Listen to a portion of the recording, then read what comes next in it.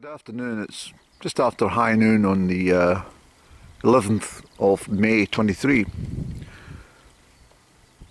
This is a Spoke Road. I'd mentioned Spoke Road a couple of times on my channel, but I wrote a very fine piece. Quite proud of it actually. I really must try and reload that one. But the Spoke Road is traditionally a right of way, and it goes into Crieff. It comes out just on the north side of Calms Hill, just at the opposite the golf course, Crieff Golf Club. And this was the route for carrying the coffins from people who died in the countryside. Down this way is Milton of Abercairney. I showed you that before. So the people down that way wanted burial in Crieff before the days of motorised vehicles in a hearse. They put on a horse and carts, and it was taken into town on this route. It's a very spiritual walkway, this. And if I had a pound for every time I've walked it, I would probably be much richer than I currently am. We have over at the other side here Colony Farm. It was a very productive farm into the 70s and 80s even, but it's no longer a functional farm. It's a beautiful farmhouse, and we have my village over to the back of just below the Hornsey Hill there, and of course the moorland away to the north, which I frequently step upon. It's up towards the smog line, although you can't see the smog line, which is on the other side. This over here is all, well, Crieff Golf Club, but up there is the upper knock, the 911 foot upper knock. You can't see the summit, and the 793 foot lower knock, or more traditionally called the knock. Very nice place to wander around, although there are quite a lot of middle class low vibrationals have moved to the town, walk their dogs up there, and they don't really walk, they take the car halfway up the hill and then they saunter around with their elbows extended as though they own the land, forgetting that lots of us enjoyed childhood days up messing around in the heather and the broom and the bracken and climbing trees and stuff, making dens. My purpose of today's visit, being very much a professional forager, you always know the best places to come. If you can't wait for the berries in September, August-September time, this is the ideal time to start picking the leaves off the very thorny bramble. These leaves are very sacred, and these bramble bushes belong to the fairies. Okay? And it's tradition, never ever pick the first bramble you see in the season. It's not yours, it's the fairies. And if you pick the first bramble that you see, you will incur a loss. Not a loss death-wise, but a loss in the abundance of the berries that you should have been able to collect and gather with thanks to the fairies. But the purpose of today, I have a tub. Obviously I'm telling you not to pick all the leaves from the one stem. So we'll move around. There's a whole load of them over here, so as I say, as a forager you get to know where things are. And what we want is these wonderful leaves, which of course are edible. I'll eat some just now actually. Somebody's been in there before me, a little beastie, having its breakfast, because it knows the worth of the bramble leaf. It knows it's full of manganese, magnesium, zinc, iron, vitamin A, vitamin K, lots of other host minerals, very high in vitamin C, and of course it's an antioxidant, so it clears lots of things from your system. It's an anti-aging combinations in here. So for somebody like me, when I was approached by a girl not so long ago actually, and she said, well, she was talking to me and she says, you're quite attractive looking chap, and you've a very attractive voice. And I says, do you think? And she says, yes, I do. I said, well, somebody said I was a hideous cretin. And she burst out laughing. She said, I don't think so.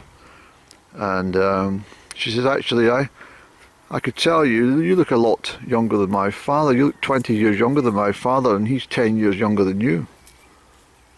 I says, well, I tend to eat and nibble lots of things in the countryside. And when I told her that, she fucked off. When I told her I was, you know, eating grass and weeds and nettles and stuff like that, she just said, oh, I'll have to go, I've got to dash.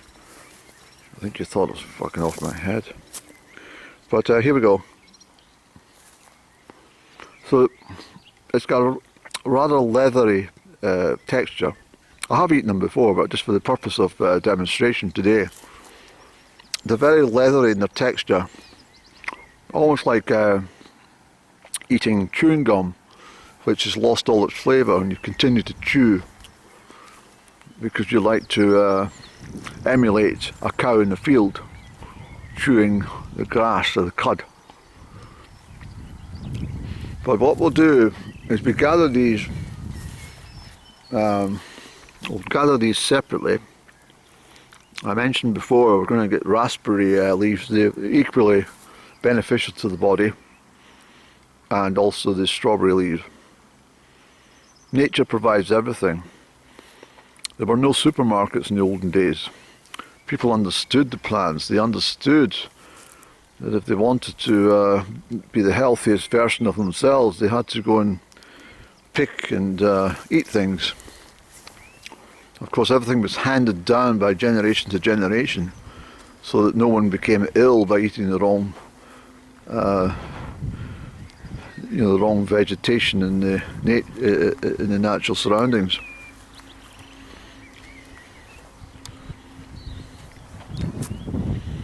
A very wonderful part of the countryside is. It's not so pleasant when it's howling wind from the west-northwest and you're walking into it and it's thrashing sleet and hailstones and rain towards you. It's been done, and this is what builds experience in life.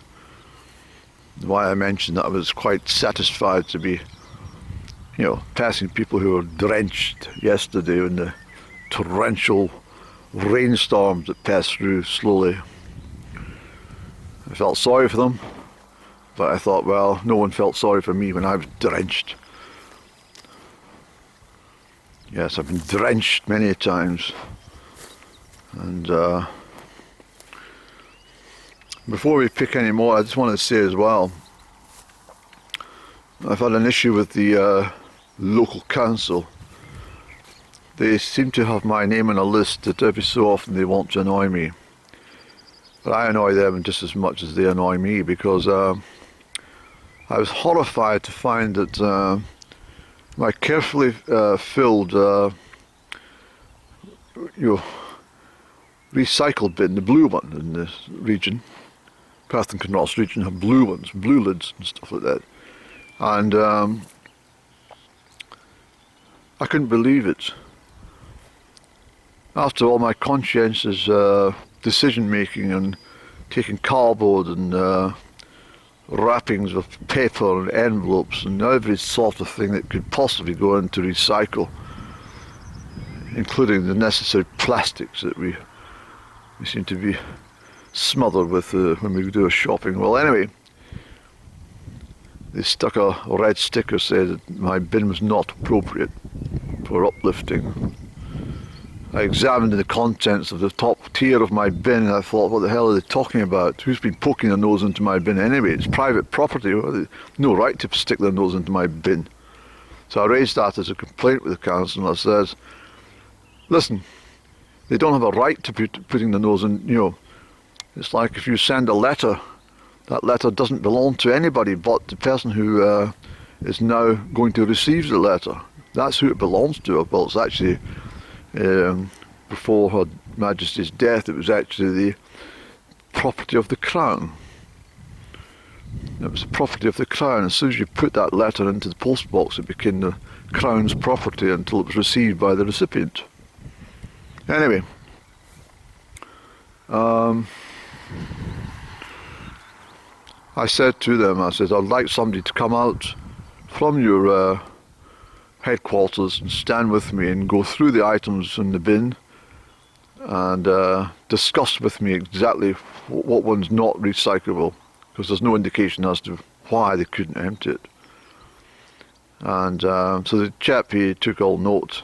I says, I mean, for goodness sake, I says, somebody a couple of doors away could have something in the bottom of the bin that's not recyclable. They're going to stick their hand and right down to the bottom to have a scrunch around to see if they find something which is not recyclable. I says, everything in my bin was recyclable, correct? I says, I want you to take it away. That's what I told them. I says, take the damn thing away. I'll stop recycling because I'm not going to, like a lottery as to whether your bin's going to be emptied or not on the appropriate day. I says, just take the bloody thing away. I'll stack everything into the normal waste bucket, and it can all be discarded and tough shit to their recycling, what do you call it, targets. It's a nonsense. He says, well, the council's been fined for putting wrong stuff in the recycle. I said, well, it's not my fault. I said, just forget recycling. It's a stupid waste of time anyway. I says, what's the point? It just gets shipped off to Turkey or most of the West African states. So it becomes their problem. And that's a fact.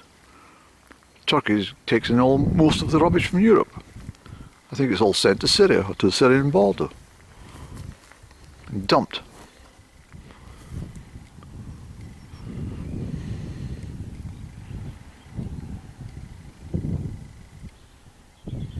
Yeah, so I'm very much looking forward to the chap coming out to have a chat with me. I don't think he's looking forward to it because he hasn't called yet to arrangements. It only happened yesterday, but I would have expected him at least to give me a call to make an appointment, but he's obviously very nervous about it. He knows he's not dealing with a fucking fool. Anyway, back to the Brambles. Hello. Hiya, Bramble. What a lovely wee thing you are. A really, really nice little plant you are. You're beautiful. You're beautiful, beautiful, beautiful.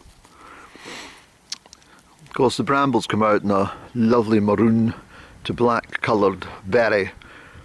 Normally in September, but we do get the crop coming out in August now.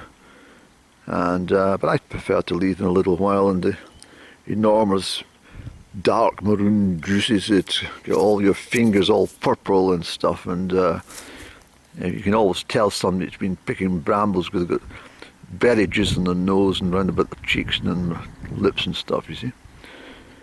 But I pick them and make bramble jelly, and I love it.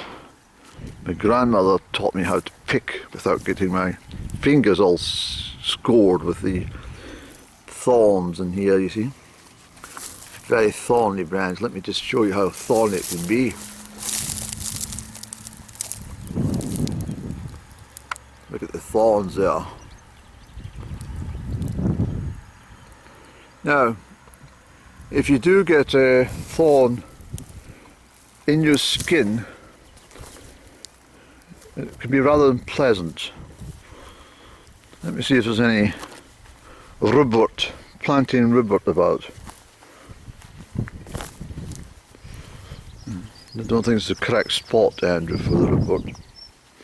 See, all the plants in nature all have their own selected place where they like to be. But there should be some rhubarb because it's fairly common. It's probably hiding because I'm looking for it, you see. Let's have a little stare about, Andy. Oh, come on, sir. Where's the bloody ribwort?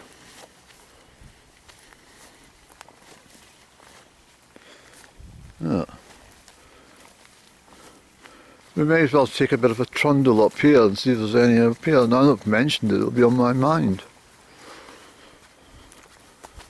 Andy, where's the ribwort? But anyway, to save time, when you get the ribwort leaf, just wrap that round the area where you've been struck by the thorn, and in a couple of hours that thorn will be released from your skin. The ribwort's a magical plant, probably one of the best for medicine and a band-aid and a poultice. I do wish we could get one. Let's chat a little more. No, there's not much chatting about brambles, is there? There's no chatting about everything else.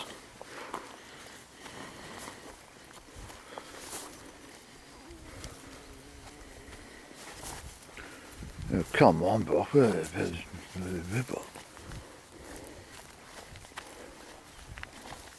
I mustn't stray too far away. My luggage is down there.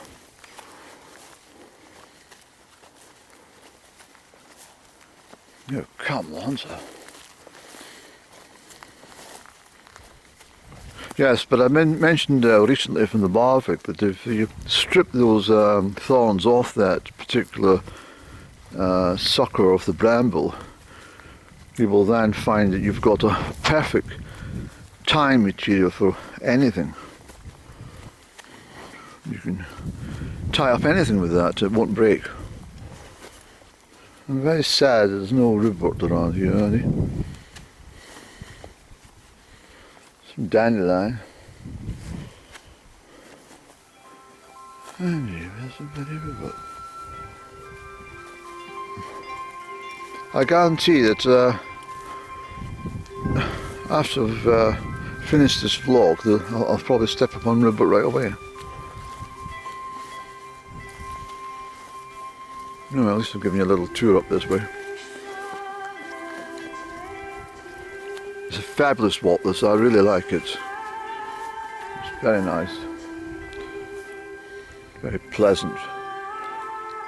Views all the way out to the east. Marvellous trees and just come into fresh bloom, and this wonderful sycamore, and there's a round tree up here.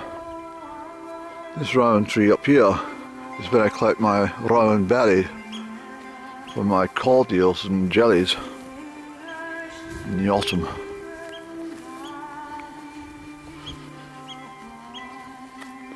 I'm afraid we're not going to get any ribwort here. I can't see any at all.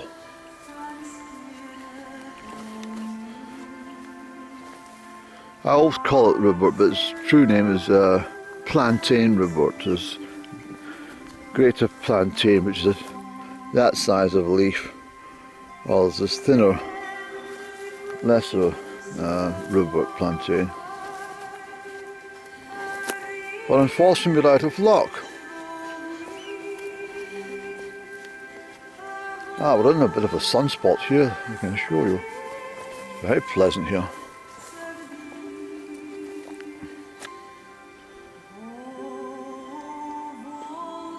I'm sorry to have bored you somewhat.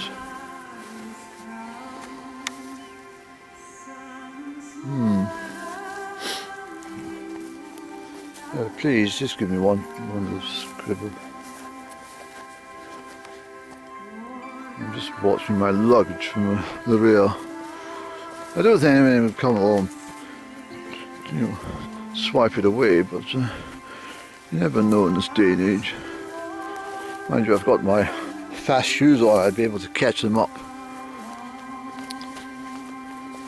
Catch them up quickly. Give them a bit of a thrashing. Yeah, so there's the round tree there. It's the one I take for berries. I've got a feeling we'll get some rib up here, Andrew. Quick, son, quick. Oh, please.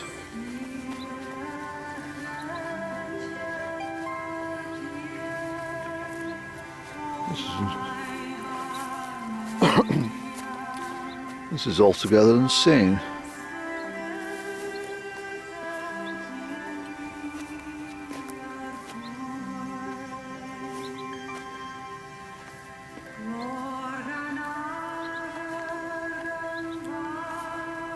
Yeah, I don't think we're going to get any, so. Oh well, at least we tried.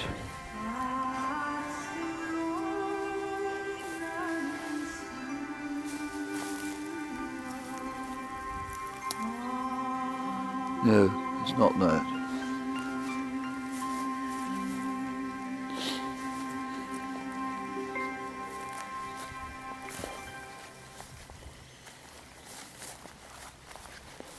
Ah,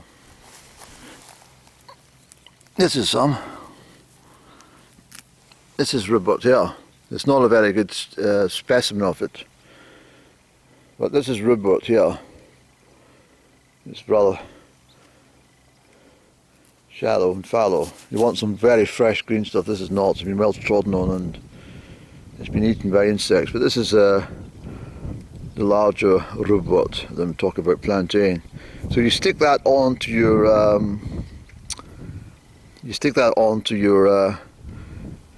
infected area, and it will pull out the thorn. So you don't have to get any tweezers or anything like that. But that's the stuff you're looking for. It usually comes in a little bit broader leaf than that, and it is edible. Very good for you. But you wouldn't want to eat that for obvious reasons. Then we could have stood on it. It's very beautiful, the countryside, isn't it? Have any other complaints I want to moan about? Something else I think crossed my mind. Something about the council. Oh yes, goodness me. I really couldn't believe this. I just thought this is just ludicrous. Hope this vlog's not too long. It absolutely amazed me. Yesterday we had these kind of cracking thundery showers which drenched everything and washed all the muck away and, you know, cleaned out gutters and everything. And today the council, or some affiliated council contractors on the A85 is pulling up at every single sign and washing them. I couldn't believe it. Every single sign was getting a, what do you call it, what do you call that thing for washing patios? A pressure, yeah, a pressure washer. The pressure washes all the signs to get the grime and dust off, and I thought it was bloody done yesterday with the thunder, the thundery showers. It was just stupid. I thought, you know, what on earth are they doing? Who needs to have a clean sign? It's clean anyway. You can see what the bloody sign reads. And I just thought, well, I'm very happy that a couple of chaps in a job. Of course I am. And they seem to be quite enjoying themselves, but I just thought, is it really necessary in these times of austerity that we should be washing our road signs with a pressure washer? I mean, I didn't see them polishing them afterwards or anything like that. I didn't see them bringing out the Mr. Sheen or the Pledge or anything. But certainly, well, I think if I was in charge of the crew, I would say, no, let's buff this one up a little bit, get it a bit shinier. Yeah, let's really make a job of this one. What about the 30 signs, Andy? Do you want these washed as well? Oh yes. Yes, give them a good old scrub. And the national speed limit lines on the other side, yeah, of course. Yeah. In fact, get a couple of dusters up there as well. I want to see them polished off too.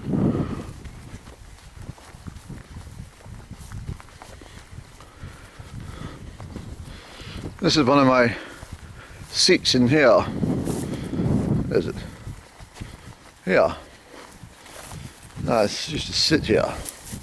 Yeah, right here.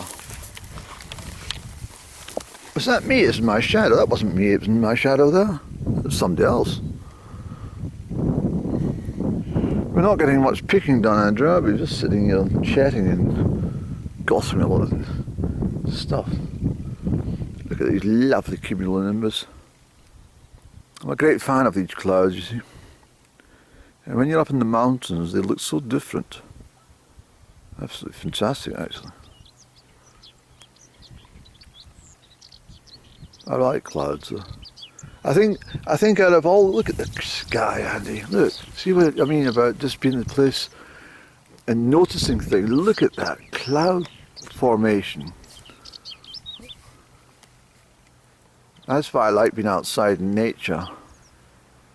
But I think of all the things that God decided to make when he was creating Earth, I think that, or creating the whole universe actually, I think when he decided he would make clouds, I mean, they must have a great deal of thought. The Lord must have thought to himself, now, I don't want to dull everything by having the same clouds every single day. Let's chop it up a little bit and see what we can do.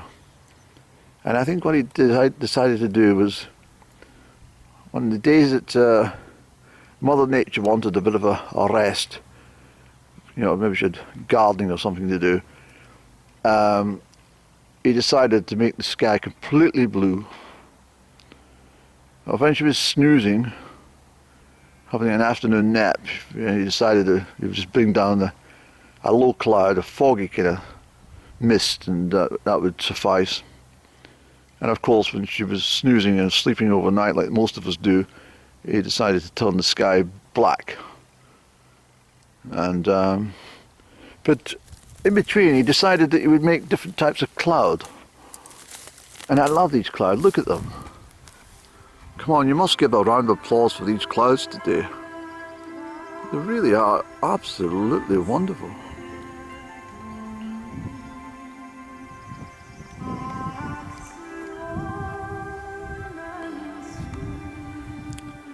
I'm sure my father said to me, was it World War II started, I think it was May 1939, wasn't it? Am I correct? I might be wrong, but I'm sure it was May. And I think the clouds would have been like this, all across Europe, and Germany, and Poland. When the Luftwaffe were taking flight and bombing the hell out of the things.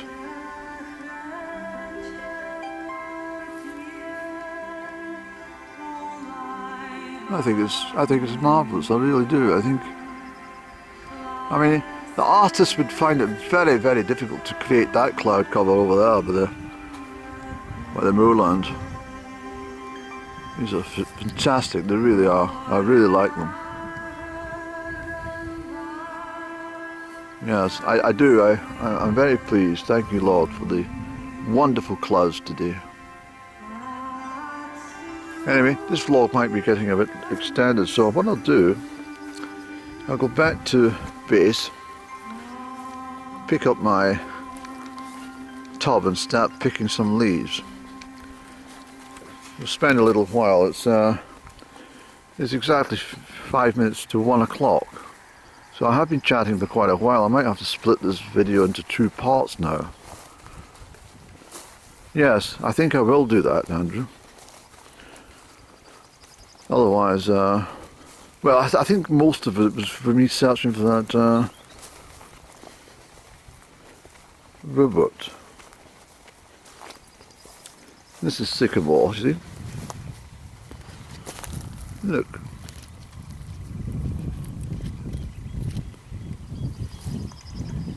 And I love each tree. I really love everything.